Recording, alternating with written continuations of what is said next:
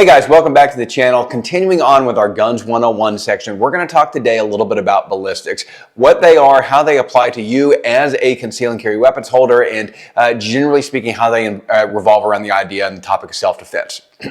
Before we dive into that, I want to go ahead and let you guys know that we have actually started a podcast. It's Sentinel 6x6, so sentinel6x6.com, and that is going to be launching here next month. We have joined forces with another training company to produce this, so it'll be me and a guy named Brian on there, and so you'll see us, and then we're actually doing a little bit of collaboration with what's called the Danger 7 podcast, although I'm not on that one regularly. We'll just come on as a guest speaker periodically, but Sentinel 6x6, it will be me and Brian.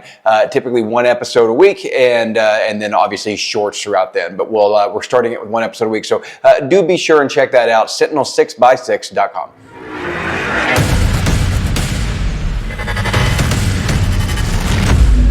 What are the ballistics that we have to be concerned with? Well, there's three types of ballistics, right? There's three definitional terms behind it. You have internal, external, and terminal ballistics, okay? So internal ballistics, this is very simple, right? This is what's going on inside the firing chamber of your gun. It's where you've got that deflagration and when the round actually what's called obturates, which means that the cartridge actually expands and seals the chamber.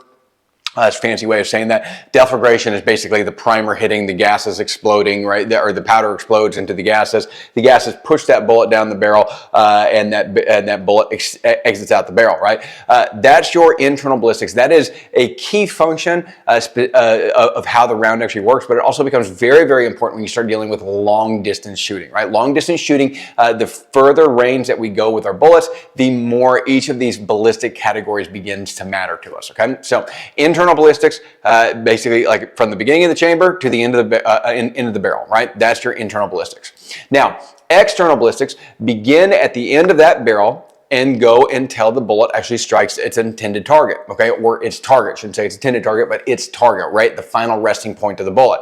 And so at that point in time, that is your external ballistics. Now, does this matter for pistol shooting? Sure, right? Especially when you start talking about red dots and understanding point of aim, point of impact, the point of aim over the bore axis and everything like that. But from a pistol standpoint, it really doesn't come that much into play, right? Because we're typically talking about 25 yards and less, which is generally going to be point of aim, point of impact for defensive shooting. Again, we're not talking about bullseye shooting or anything like that. Defensive shooting, right? I put my sights on the target, upper thoracic zone, and pull the trigger, okay? And so that's a kind of a quick rundown of those external ballistics. Now, when we start looking at longer distance shooting, at that point in time, we take into consideration a lot of different things. We take into consideration the flight pattern of the bullet, right? How does that bullet travel through the air? What's the ballistic coefficient of the bullet? Is the wind? What's the wind effect on the round, right? Is it moving it left or right? How fast? Well, gravity always works at the exact same rate, right? 9.8 meters per second squared. I think is what it is. 32 feet per second squared, something like that. And so somebody correct me if I'm wrong, put it down in the comment bar, but I believe that's the accurate numbers. Gravity works on your bullet regardless of the bullet traveling through the air, and it works the same regardless of the weight of the bullet. But the velocity then matters, right? And the weight of the bullet will actually, what comes into effect on the weight of the bullet is the speed at which that bullet is going through the round, or going through the air. And so if that big heavy bullet is getting lobbed through that air, right, velocity slows that bullet down and it drops seemingly faster to us, okay? Lighter bullets tend to move a little bit faster through the air and you don't have that effect. So there's a lot that goes into this, and I'm gonna go ahead and warn you guys. I'm not a long distance shooter, right? I know a little bit about it. I know enough to be dangerous with it, but I'm not a long distance shooter. I shoot carbines, I shoot shotguns, I shoot pistols, right? I try to train and do long distance stuff, but I don't teach it, okay? There are a lot of guys that are much, much more knowledgeable than me on that subject, and they can explain to you everything about those external ballistics that you need to know to effectively put rounds down range, okay? So that being said, where does external ballistics matter to us? Well, external ballistics matters to us if we're talking about carbine training, right? And we're looking at 100, 200, 300 yard shots, right? At that point in time, we're worried to a certain extent about the bullet drop, right? But we're worried more about kind of our point of aim, point of zero, right? And making sure that we understand the trajectory and the flight pattern of that bullet. Now, the last one on here is terminal ballistics. This is the one that matters the most to us as conceal and carry weapons holders. We're talking about pistol shooting 25 yards and less. This is the one that is the most important to us.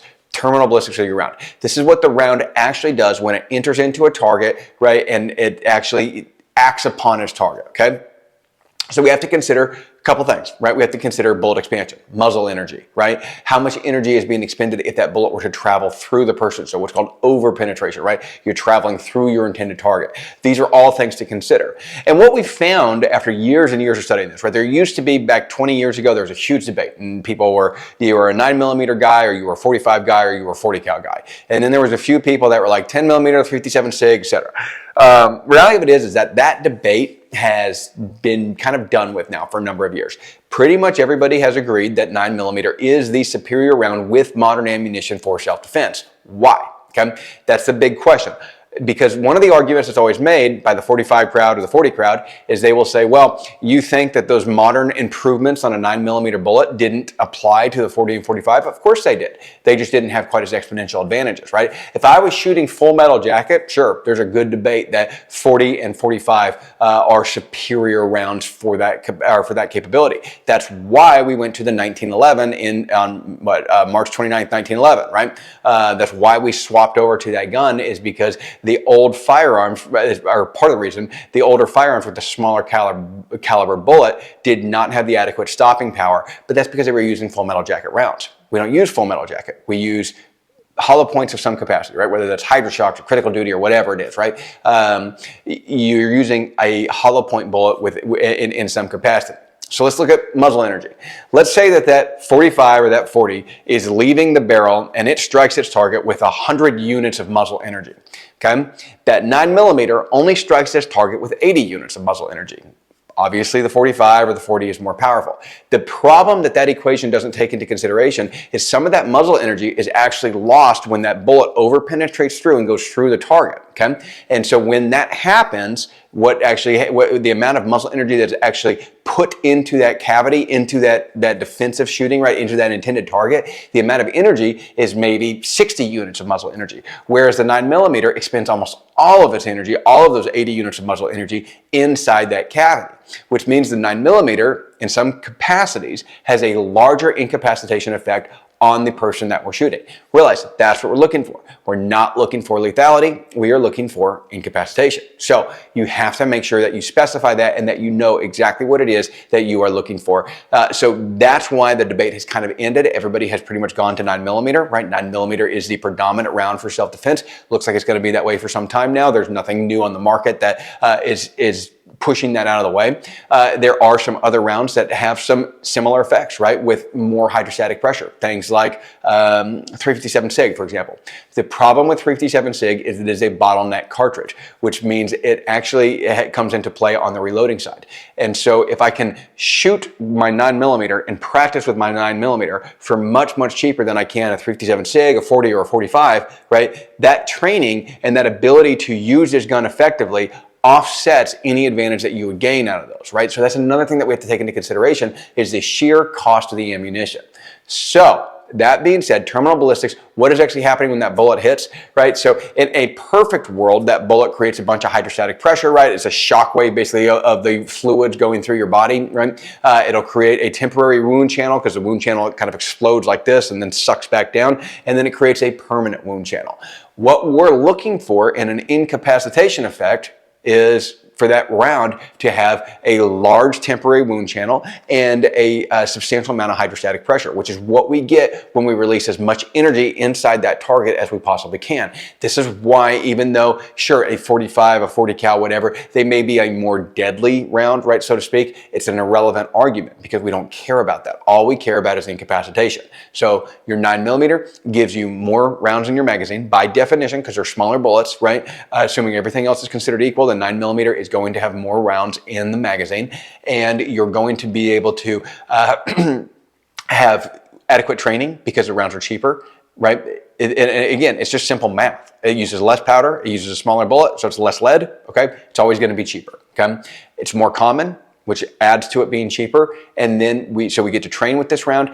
We get increased hydrostatic pressure. We get an increased temporary wound channel, right? A temporary wound cavity, which gives us the greatest ability to stop our threat from coming at us. And that is all we are looking to do. We do not want to try to kill somebody. We do not want to do anything like that. All we're trying to do is stop that threat from coming. So focus on those terminal ballistics. This is why we like 9mm for self-defense.